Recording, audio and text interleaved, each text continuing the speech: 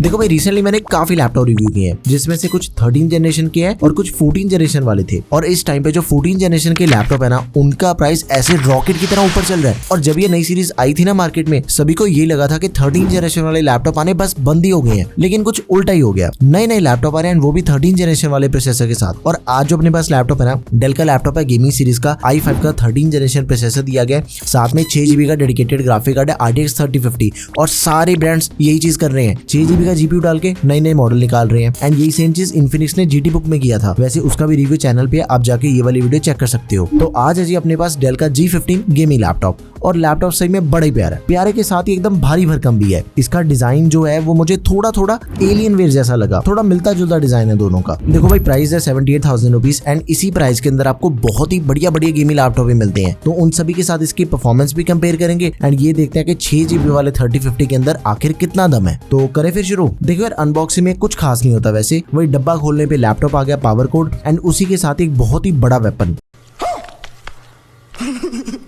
Power adapter. वैसे gaming laptop के जो अडेप्टर है ना, वो किसी हथियार से कम नहीं होते। मैंने एक चीज नोटिस करी है कि इनके जो अडेप्टर है ना, वो दिन ब दिन और बड़े होते जा रहे हैं। अब देखो अगर आप चैनल को फॉलो करते हो तो आपको ये चीज पता होगी कि अगर आपने ये लैपटॉप ऑनलाइन लेना है, उसका लिंक डिस्क्रिप्शन बॉक्स में है, और ऑफलाइन लेना चाहते हो तो भाई लुधियाना में शॉप है ना, एकदम ही बढ़िया क्रिएटिव लैपटॉप पॉइंट, वहां से लैपटॉप उठाओ एकदम ही सही प्राइस पे और हर तरह का लैपटॉप आपको मिलेगा। बाकी सारी डिटेल्स तो आपके सामने ही है। अपने पास ब्लैक कलर वाला मॉडल है, साथ में ऑरेंज कलर का बैकलाइट। ऑरेंज एकदम ही यूनिक सा कॉम्बिनेशन है वैसे, लेकिन इसी लैपटॉप में एक दो और कलर ऑप्शन भी आते हैं। उनका जो कलर कॉम्बिनेशन है ना, वो भी डिफरेंट है। देखो पहली बार उठाने में एकदम ही भारी लगा और एक्चुअली हैवी अपना लैपटॉप। अकेला लैपटॉप ही अपना 2.5 किलो के आसपास है और भाई अडेप्टर को साथ में ऐड कर लो ना, वेट जाके सीधा 3 kg से भी ऊपर हो जाता है फिर। और दिखने में भी एकदम मोटा ताजा लगता है लैपटॉप। देखो इसकी जो बिल्ड क्वालिटी है ना, वो पॉलीकार्बोनेट है, लेकिन तगड़ी बिल्ड क्वालिटी है, कोई टूटने वूटने का डर नहीं है, सॉलिड चीज है। ओवरऑल डिजाइन काफी सही है इसका। सेंटर में यहाँ पे इसका लोगो है, देन ट्रायंगल सा बना हुआ है, देन पीछे की तरफ पे एग्जॉस्ट वेंट्स है इसके। इसकी जो कलर थीम है ना, वो इन्फिनिक्स में भी आती है। बैक साइड वाले जो वेंट्स हैं वो भी ऑरेंज है, तो वो भी थोड़ी डिफरेंट सी चीज लगती है दिखने में और एक फ्यूचरिस्टिक सी वाइब आती है। लेफ्ट साइड पे कुछ पोर्ट्स एंड वेंट्स हैं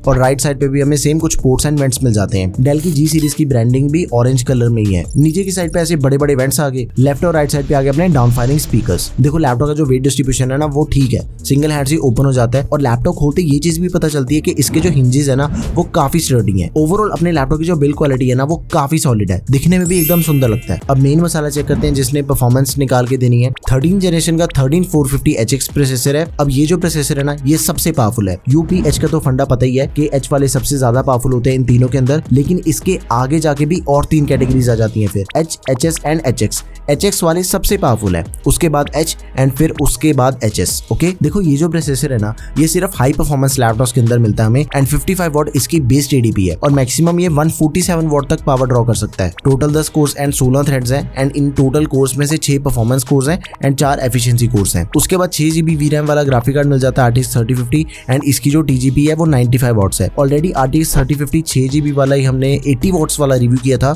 एंड उसकी जो परफॉर्मेंस है ना, देखो वो एकदम ही बढ़िया निकल रही थी। तो आज ये चीज चेक करके मजा आएगा कि भाई 95 वॉट्स वाला कैसी गेमिंग करवाता है एंड गेमिंग के अलावा भी बाकी सभी चीजों के अंदर आखिर कितना फर्क पड़ता है। मग स्विच के साथ अपना लैपटॉप 16GB की रैम में जाती है, DDR5 रैम है 4800 MHz वाली। 2 रैम स्लॉट्स हैं लैपटॉप में, जिसमें 88GB की 2 रैम चिप्स लगी हुई हैं एंड इस लैपटॉप की जो रैम है वो 32GB तक एक्सपेंडेबल है। अपने पास 1TB वाला मॉडल है ये, Gen 4 SSD है लैपटॉप में, जिसकी रीड एंड राइट की स्पीड भी डिसेंट है। ऑलमोस्ट यही स्पीड मिलती है हमें इस बजट के अंदर एंड एक एक्स्ट्रा NVMe स्लॉट मिलती है, जिसमें छोटी वाली NVMe लगा सकते हैं हम। बेसिकली लैपटॉप की रैम एंड स्टोरेज ये दोनों चीजें एक्सपेंडेबल है, तो फ्यूचर प्रूफ भी अपना लैपटॉप। लाइक अगर अभी 16GB के साथ अपना काम चलता है ना और इन फ्यूचर हमें 32GB रैम चाहिए, तो 4-6 महीने के बाद हम रैम को एक्सपैंड भी कर सकते हैं। इससे लैपटॉप को चेंज करने की जरूरत नहीं पड़ती, रैम बढ़ा लो या फिर SSD को एक्सपैंड कर सकते हैं। वीडियो में आगे थर्मल्स भी देखते हैं जो कि काफी बढ़िया है इसके एंड इसमें हमें जो MS ऑफिस मिलता है वो होम एंड स्टूडेंट वाला है, लाइफ टाइम वैलिडिटी है इसकी। मैकेफी एंटीवायरस है जो कि 15 महीने की वैलिडिटी के साथ आता है, तो ये भी चीज बढ़िया है, ना तो सेपरेटली हमें एंटीवायरस लेना पड़ेगा और ना ही MS ऑफिस। अब देखो इसकी जो डिस्प्ले आउटपुट है ना, उसे हम चेंज कर सकते हैं IGP से या फिर RTX 3050 से। उसे हम इसके बायस के अंदर ही जाके चेंज कर सकते हैं, कोई इंटरनल सॉफ्टवेयर या फिर ऑप्शन नहीं मिलती, वो चीज मुझे थोड़ी वियर्ड लगी। एनीवेज डिस्प्ले की बात चल रही है तो 15.6 इंचेस की फुल HD डिस्प्ले लैपटॉप में WVA 1920x1080 पिक्सल्स, 16:9 इसकी आस्पेक्ट रेशियो डिस्प्ले की, 120 हर्ट्ज का रिफ्रेश रेट है और 300 निट्स की ब्राइटनेस, 48% NTSC वाली डिस्प्ले है। देखो जो sRGB है ना, वो इसके अंदर हमें 100% नहीं मिलती, अराउंड 70% है। डिस्प्ले बढ़िया, गेमिंग कर सकते हो, वीडियो रेटिंग आराम से हो जाती है एंड इस चीज को हम आगे डिटेल के अंदर भी डिस्कस करेंगे। लेकिन ये चीज समझो, अगर आपका ऐसा कोई भी काम है ना जिसके अंदर कलर की एक्यूरेसी, मतलब कि कोई मिस्टेक नहीं होनी चाहिए कलर ग्रेडिंग के चक्कर में, मतलब आपने एक एक शेड को जाके सेट करना होता है कलर ग्रेडिंग के अंदर एंड मेक श्योर कि आपकी डिस्प्ले के अंदर 100% sRGB होनी चाहिए। जैसे इसके अंदर हमें 70% मिल रही है ना, एक्सटर्नल मॉनिटर वगैरह कनेक्ट कर सकते हो फिर आप। लेकिन अगर आपने ज्यादा कलर्स वाले काम नहीं करने ना, नॉर्मली आपने सारे काम करने या फिर आप एडिटिंग भी करना चाहते हो ना, मतलब नॉर्मल लेवल तक ही करनी है, फिर तो आपको इस चीज का डिफरेंस भी नहीं पता चलेगा। ओवरऑल इसकी डिस्प्ले की क्वालिटी अच्छी है, उसके अंदर कोई शक नहीं है। इसके थोड़े टेक्निकल नंबर भी देख लेते हैं। अब देखो, बेंचमार्क्स को रन करने का ये रीजन होता है कि जब भी हमने लैपटॉप लेना होता है ना, उसी बजट के अंदर हमें जो बाकी सभी ऑप्शंस मिल जाते हैं उनके साथ कंपैरिजन करके एक आइडिया सा पता चल जाता है कि सबसे बेस्ट ऑप्शन कौन सा है, फिर वही हम बाय करते हैं। ओके, लाइक इसके नंबर काफी बढ़िया है। Cinema 423 की बात करें तो 1762 सिंगल कोर में, 16481 मल्टी कोर में मिल रहे हैं। Cinema 2024 के भी आप स्कोर चेक कर सकते हो, 105 एंड 941, जीपीयू के 4080, ये अच्छे स्कोर्स हैं। 3D मार्क की बात करें तो 5937 टाइम्स बाय स्कोर है, सीपीयू के 12543, जीपीयू के 5433, पीसी मार्क 10 के 6437, पास मार्क के 8419, वीरे 16250 के सैंपल्स, जीपीयू 139। देखो ये जो सारे स्कोर्स है ना वो काफी डिसेंट है, जो इस स्पेक्स वाले लैपटॉप के अंदर होने चाहिए ना, ये बिल्कुल उतने ही है। अब एडिटिंग का कुछ ऐसा सीन है, देखो 4K एडिटिंग एकदम ही स्मूथ हो जाती है इस लैपटॉप के अंदर, कोई दिक्कत वाली बात नहीं है उसके अंदर। नो डाउट सीपीयू एकदम ही बढ़िया है और इसकी जो रैम है वो 32GB तक एक्सपेंडेबल भी है। इनफैक्ट बाकी सभी लैपटॉप से ज्यादा अच्छा एक्सपीरियंस रहा मेरा इसके ऊपर। पहले एडिटिंग करी, फिर उसके बाद फोटोशॉप भी चलाया। फोटोशॉप की परफॉर्मेंस एकदम ही मक्खन है, स्मूथ परफॉर्मेंस। इसके अलावा अगर आप 3D मॉडलिंग करना चाहते हो सब कुछ चल जाएगा, अडोबी के सारे टूल्स चलते हैं। डे टू डे टास्क के लिए लैपटॉप बहुत ही बढ़िया आपके लिए, किसी भी लेवल तक की आप इसके ऊपर अगर कोडिंग भी करना चाहते हो ना, मतलब कि आप हाई लेवल की कोडिंग भी करना चाहते हो ना, तो वो चीज भी इस लैपटॉप के ऊपर इजीली होती है। बेसिकली परफॉर्मेंस के अंदर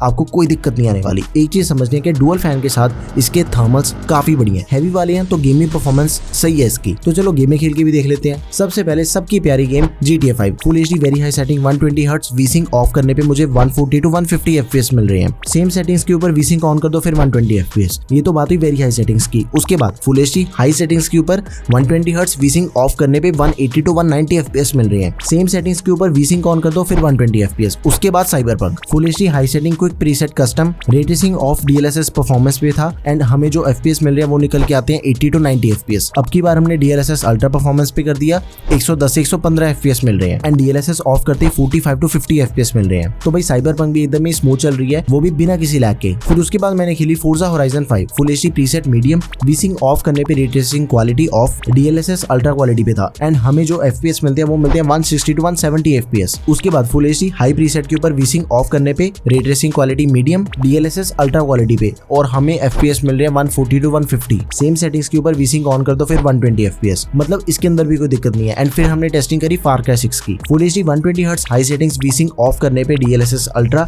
140 to 145 FPS। सेम सेटिंग्स के ऊपर DLSS ऑफ कर दिए फिर 80 to 90 FPS। एंड में आ जाती है अपनी Spiderman remastered full HD high setting DLSS ultra performance पे वीसिंग ऑफ करने पे 110 से 120 FPS मिल रहे हैं और सेम सेटिंग्स के ऊपर DLSS इस बारी कर दिया ऑफ तो हमें FPS मिले 90 to 100 FPS। इन लास्ट में आपसे ये कहूंगा कि जैसी मर्जी आप इसके ऊपर गेमिंग करो, आपको गेमिंग के अंदर कोई दिक्कत नहीं आने वाली। बिंदास होकर हर एक प्रीसेट के ऊपर गेमिंग करो, जितनी मर्जी हाई सेटिंग अल्ट्रा सेटिंग्स के ऊपर गेम्स चलाओ, नो इशू एट ऑल। अब कनेक्टिविटी की बात करें तो लैपटॉप में वायरलेस के साथ ही वायर्ड कनेक्टिविटी सब कुछ बढ़िया है। वायरलेस कनेक्टिविटी के अंदर तो हमें Wi-Fi 6 दिया गया एंड उसी के साथ ही अपना Bluetooth 5.2। पोर्ट्स को चेक करें तो यहाँ पे इधर लेफ्ट साइड पे हमें मिल जाती है RJ45 लैन के लिए और साथ में एक हेडफोन माइक का कॉम्बो दिया गया 3.5mm जैक। राइट साइड पे दो 3.2 Gen 1 टाइप A पोर्ट्स हैं, ये हाई स्पीड वाली है और बाकी पोर्ट्स हैं बैक साइड पे। एक USB 3.2 Gen 2 type C port है। अब देखो ये चीज है, इस पे अगर एक्सटर्नल मॉनिटर लगाएंगे ना तो उसकी आउटपुट iGPU से मिलेगी, डेडिकेटेड से नहीं है। ओके, और ये टाइप C चार्जिंग को सपोर्ट नहीं करती। डेटा ट्रांसफर कर सकते हो और डिस्प्ले के लिए यूज कर सकते हो। एंड उसके बाद जो HDMI 2.1 पोर्ट है उसकी आउटपुट आती है RTX 3050 ग्राफिक कार्ड से। Then USB type A 3.2 Gen 1 port है एंड साथ में आ गई अपनी पावर पोर्ट। देखो हर एक पोर्ट अपने लैपटॉप के अंदर दे रखी है, कोई दिक्कत वाली बात ही नहीं है उसके अंदर। तो अब इसका जो कीबोर्ड है वो फुल साइज वाला मिलता है हमें, यानी कि नंबर पैड दिया गया है और इसका चाहे की ट्रैवलर टाइपिंग एक्सपीरियंस एकदम ही बढ़िया। लेकिन ऑरेंज कलर से ना दिखने के अंदर काफी हटके लगता है, एक डिफरेंट सी वाइब आती है यूजेज के टाइम पे। लेकिन अगर आपको RGB वाला पसंद है ना, आप उसे प्रेफर करते हो तो उसका भी ऑप्शन दिया गया है। RGB वाले को हम खुद से कस्टमाइज भी कर सकते हैं, लेकिन इसकी जो एरो कीज है ना वो मुझे थोड़ी सी छोटी लगी। और F9 बटन के ऊपर अपना गेमिंग मोड दिया गया, G लिखा हुआ है वहाँ पे, इसको प्रेस करके gaming mode on end of कर सकते हैं। एंड इसके अलावा थोड़े बहुत शॉर्टकट कीज है नंबर पैड के ऊपर। ट्रैक पैड की बात करें ना तो ये मुझे बहुत ही छोटा लगा। मतलब कि मल्टी जेस्चर की सपोर्ट तो मिलती है, बट इतना छोटा कि काम करने के अंदर दिक्कत आएगी। बट पर्सनली मुझे कोई दिक्कत नहीं लगी, बिकॉज चाहे गेमिंग करनी है चाहे एडिटिंग करनी है, एक्सटर्नल माउस के बिना तो वो चीज पॉसिबल ही नहीं है। तो ये चीज मुझे कोई डील ब्रेकर नहीं लगी। वैसे F5 से कीबोर्ड की बैकरेट को हम टॉगल भी कर सकते हैं। स्पीकर्स का देखो यार, वही स्टैंडर्ड स्पीकर्स है। बढ़िया चीज है कि डॉल्बी एटमॉस की सपोर्ट दे रखी है। मूवीज वगैरह देखनी है, गाने वाने सुननी है ना, तो ठीक ठाक से आउटपुट मिल जाते हैं, उसके अंदर कोई दिक्कत नहीं है। माइक ठीक है लैपटॉप का, बस जो कैमरा है इसका वो 1080p दे देते फिर ज्यादा बढ़िया रहता। 720p दे दिया भाई, इतने पैसों में 1080p तो मिनिमम होता है ना। डर वालों क्या कर रहे हो। एनीवेज बैटरी बैकअप हमें इसका कम ही मिलेगा। 56 वॉट आवर्स की बैटरी है, HX सीरीज का प्रोसेसर है, 55 वॉट तो इसकी बेस TDP है, तो बैटरी बैकअप 1.5 से 2 घंटे तक का ही मिलेगा। गेमिंग और एडिटिंग चार्जर लगा के करनी होती है, और बाकी सभी कामों के ऊपर ना जो बैटरी बैकअप है वो डिपेंड करता है कैसे काम करते हो। लाइक अगर तो आपने मूवीज देखनी है, ब्राइटनेस मीडियम के ऊपर है, बैकलाइट ऑफ है, फिर तो पावर सेविंग मोड में भी आपको थोड़ा बहुत ज्यादा बैटरी बैकअप मिल जाएगा। एंड जो बैटरी बैकअप है ना वो हमेशा यूजेज के हिसाब से डिफरेंट होता है, ये चीज तो क्लियर है। तो ये था पूरा रिव्यू डेल G15 13450 HX वाले का। 6GB RTX 3050 ग्राफिक कार्ड दिया गया। मेरे अकॉर्डिंग काफी बढ़िया लैपटॉप है। लॉन्च हुआ था 80,000 से भी ज्यादा प्राइस के ऊपर। अब इसका प्राइस कम होकर 75,000 के आसपास आपको इजीली मिल जाएगा अगर आप इसे डिस्काउंट के अंदर बाय करते हो। डिस्प्ले एंड बैटरी थोड़ी बेटर हो सकती थी मेरे अकॉर्डिंग, बट CPU बहुत ही पावरफुल है, उसके अंदर तो कोई दिक्कत नहीं आने वाली आपको। सो आपको कैसा लगा लैपटॉप मुझे कमेंट करके जरूर बताओ। एंड इसके अलावा आपने कौन से लैपटॉप का रिव्यू देखना वो चीज मुझे कमेंट सेक्शन में जरूर बताओ। That's all for this video guys, thank you for watching the video, peace out.